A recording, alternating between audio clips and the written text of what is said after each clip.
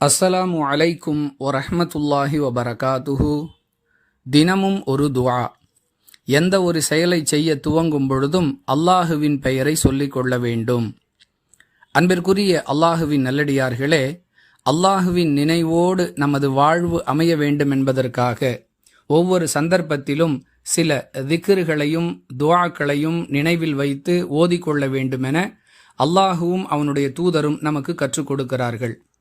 அந்த வரிசையில் நாம் எந்த ஒரு செயலை துவங்குவதாக இருந்தாலும் பிஸ்மில்லாஹ் என்று அல்லாஹுவின் பெயரை சொல்லி துவங்க வேண்டும் என்ற வழிகாட்டுதலை இஸ்லாம் நமக்கு வழங்குகிறது.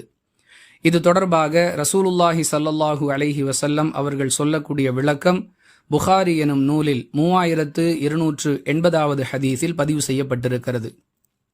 பாத்திரங்களை மூடும் பொழுதும், கதவை மூடும் பொழுதும், விளக்கை அணைக்கும் பொழுதும் பிஸ்மில்லாஹ் என்று அல்லாஹுவின் பெயரை சொல்லிக்கொள் என ரசூலுல்லாஹி ஸல்லல்லாஹு அலைஹி வஸல்லம் அவர்கள் வழிகாட்டுகிறார்கள்.